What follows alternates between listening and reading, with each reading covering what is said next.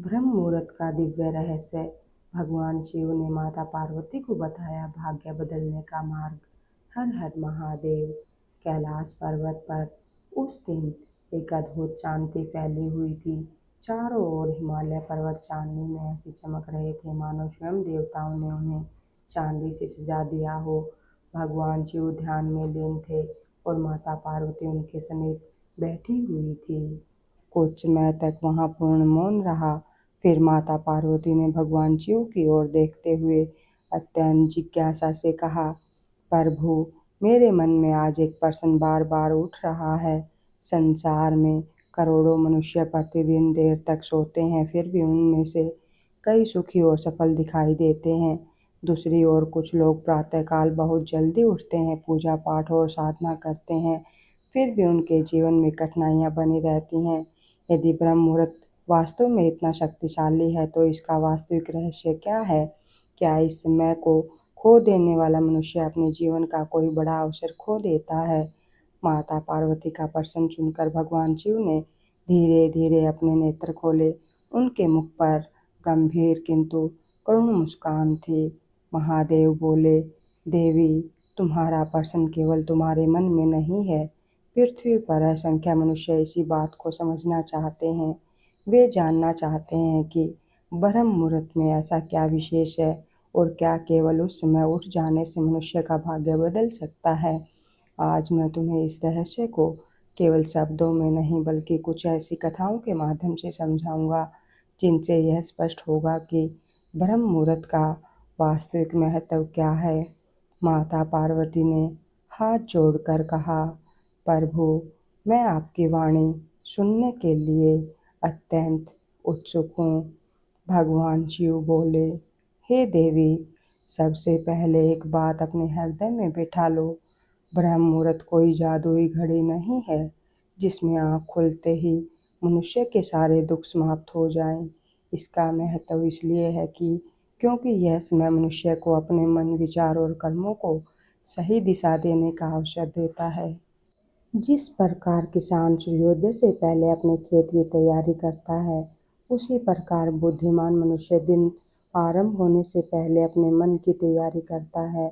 माता पार्वती ने पूछा, लेकिन प्रभु, दिन का कोई दूसरा समय ऐसा क्यों नहीं हो सकता? महादेव ने कहा, हो सकता है देवी। ईश्वर की साधना किसी एक समय में सीमित नहीं है, लेकिन प्रातःकाल का शांत वातावरण मन को एकाग्र करने में विशेष सहायता करता है। रात की शांति समाप्त हो रही होती है और दिन की भागदौड़ अभी आरंभ नहीं हुई होती है। इसलिए जो मनुष्य इस समय को ध्यान, प्रार्थना, अध्ययन, आत्मचिंतन और अच्छे संकल्प में लगाता है, उसके लिए दिन की शुरुआत अधिक सजगता के साथ होती है।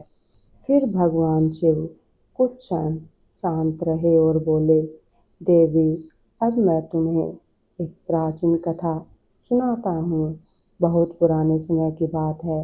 एक घने वन के बीच एक महान तपस्वी का आश्रम था।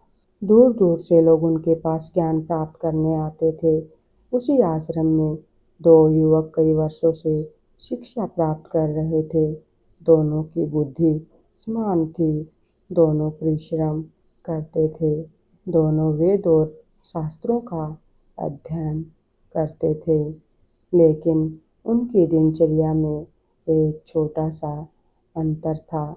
पहला शिष्य प्रतिदिन सूर्योदय से पहले उठता, वह नदी के किनारे जाता, स्नान करता, कुछ समय मौन बैठता और अपने गुरु द्वारा बताए मंत्र का स्मरण करता। इसके बाद वह अपने दिन के कार्यों की योजना बनाता। दूसरा शिष्य भी मेहनती था, लेकिन उसे सुबह बिस्तर छोड़ना कठिन लगता था। वह अक्सर स्वयं से कहता, अभी थोड़ा और सो लेता हूँ, आखिर 1 घंटे से क्या अंतर पड़ जाएगा। धीरे धीरे यह उसकी आदत बन गई। वर्ष बीतते गए। पहला शिष्य अध्ययन के साथ साथ अपने मन को भी अनुशासित करता गया। उसके भीतर धैर्य आने लगा। वह किसी निर्णय को जल्दबाजी में नहीं लेता था। कठिन परिस्थिति आने पर भी शांत रहता था। दूसरा शिष्य भी विद्वान बन गया, लेकिन उसका मन अक्सर परेशान रहता। कभी उसे भविष्य की चिंता सताती, कभी छोटी सी बात पर क्रोध आता और कभी वह अपनी असफलताओं के लिए भाग्य को दोष देता। एक दिन उसने गुरु से कहा, गुरुदेव, मैंने भी वर्षों तक अध्ययन किया है, मैंने भी कठिन परिश्रम किया है, फिर मेरे जीवन में वह शांति क्यों नहीं आई जो मेरे साथी के जीवन में दिखाई देती है। गुरु ने मुस्कुराकर कहा, तुम दोनों ने ज्ञान तो समान पाया, लेकिन ज्ञान को जीवन में उतारने की तैयारी समान नहीं थी। शिष्य ने पूछा, गुरुदेव, इसका क्या अर्थ है? गुरु बोले, तुमने दिन में ज्ञान सुना, लेकिन उसने दिन शुरू होने से पहले स्वयं को ज्ञान ग्रहण करने योग्य बनाया। अंतर यही से पैदा हुआ। भगवान शिव ने माता पार्वती से कहा, देवी, संसार के अधिकांश लोग भी यही भूल करते हैं। वे केवल यह देखते हैं कि कोई व्यक्ति कितने घंटे काम करता है, लेकिन वे यह नहीं देखते कि वह अपने मन को किस दिशा में लेकर काम करता है। अव्यवस्थित मन के साथ किया गया परिश्रम कई बार मनुष्य को थका देता है, जबकि शांत और अनुशासित मन से किया गया परिश्रम उसे आगे बढ़ाता है। माता पार्वती ने कहा, प्रभु, तो क्या ब्रह्म मुहूर्त का पहला उद्देश्य मन को तैयार करना है? भगवान शिव बोले, बिल्कुल देवी।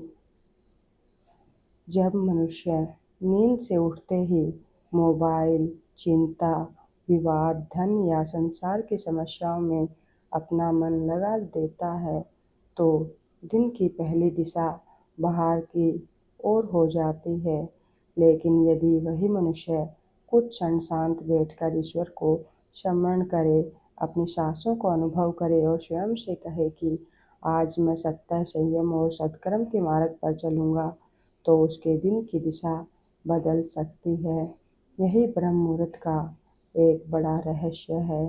माता पार्वती ने विनम्र होकर पूछा, महादेव, यदि कोई मनुष्य बहुत वर्षों से आलसी हो, क्रोधी हो या बुरी आदतों से परेशान हो, तो क्या वह भी इस अभ्यास से स्वयं को बदल सकता है?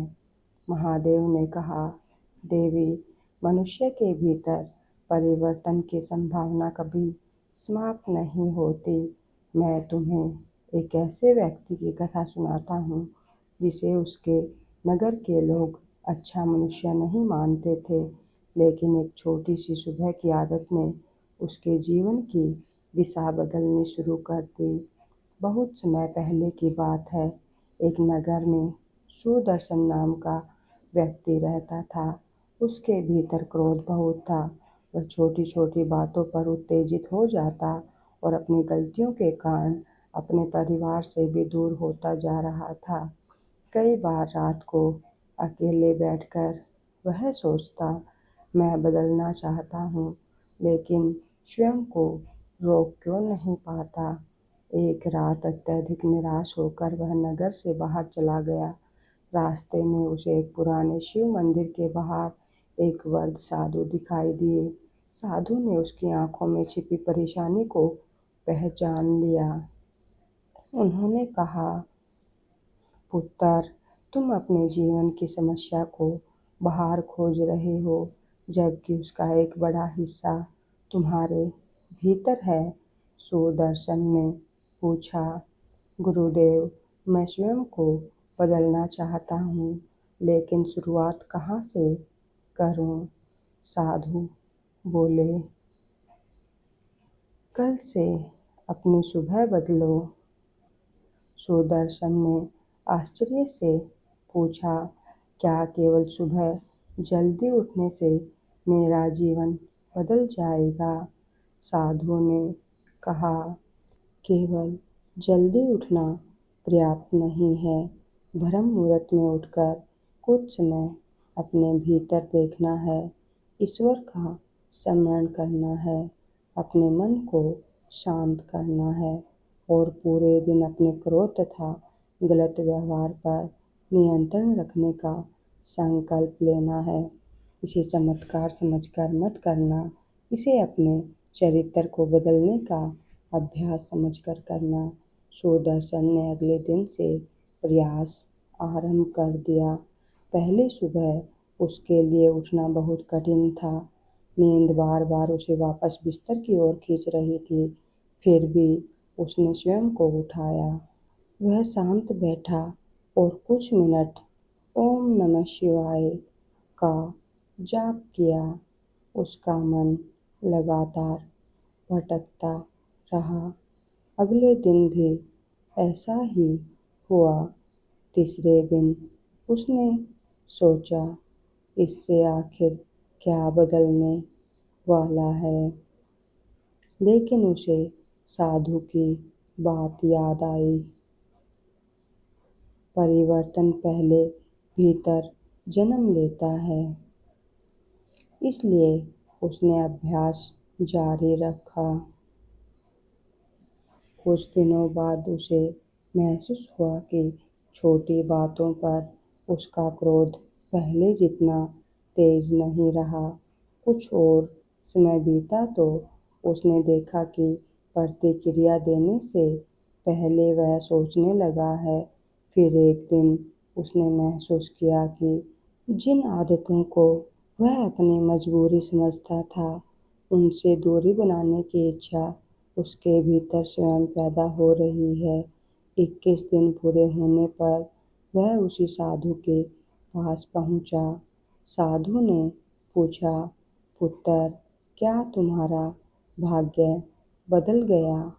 सुदर्शन कुछ क्षण चुप रहा और बोला, गुरुदेव, मेरी परिस्थितियाँ तुरंत नहीं बदली, लेकिन मैं बदलने लगा हूँ। अब मुझे समझ आया कि भाग्य को दोष देने से पहले मनुष्य को अपने विचारों और कर्मों को देखना चाहिए। साधु मुस्कुराए। उन्होंने कहा, यही वास्तविक परिवर्तन है।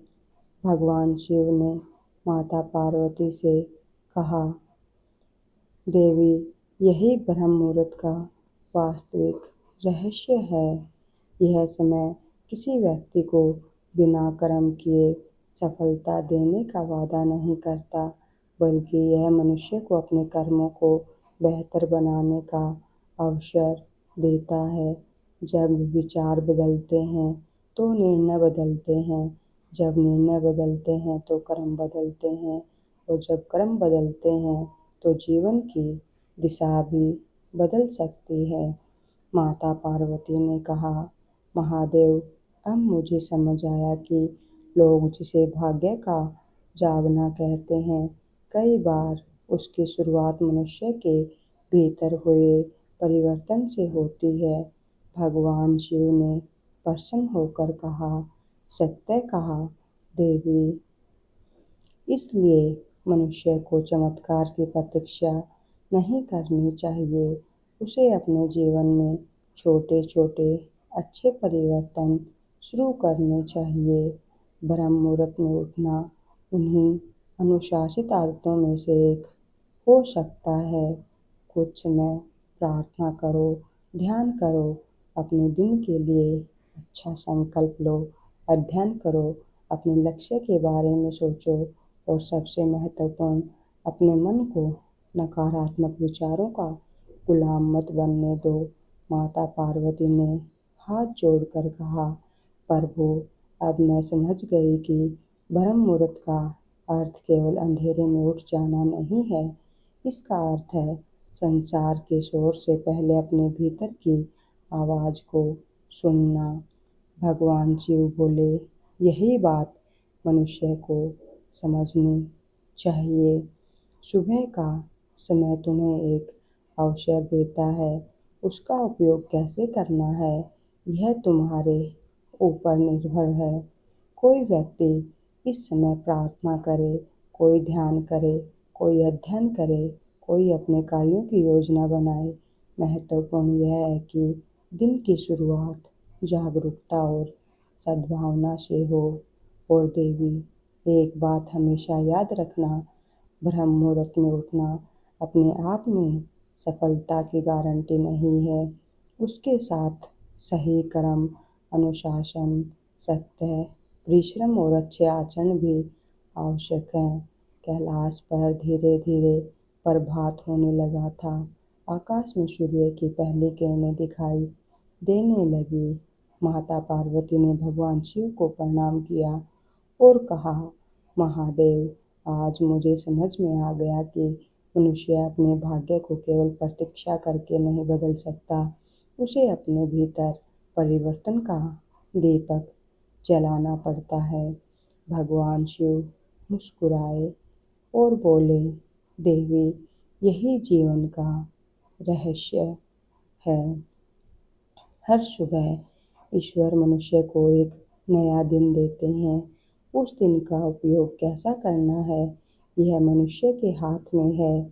इसलिए यदि तुम अपने जीवन में परिवर्तन चाहती हो तो किसी विशेष चमत्कार की प्रतीक्षा मत करो। अगली सुबह से ही एक छोटा अच्छा संकल्प लेकर शुरुआत करो।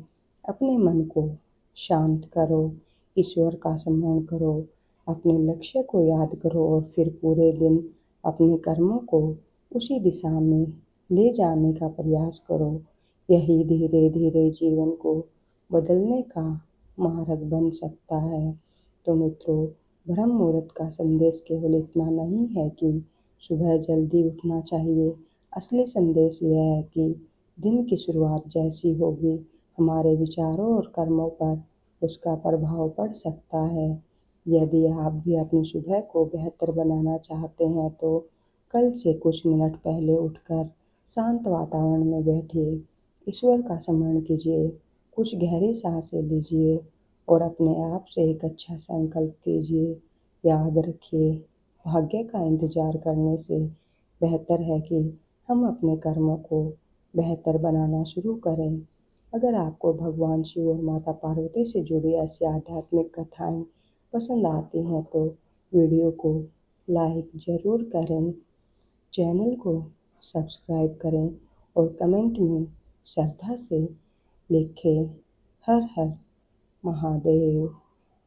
और हमें यह भी बताएं कि आप यह वीडियो किस शहर से देख रहे हैं। आप सभी ने अंत तक समय दिया, इसके लिए हृदय से धन्यवाद। भगवान भोलेनाथ आपके जीवन में शांति, शक्ति और सद्बुद्धि प्रदान करें। हर हर महादेव।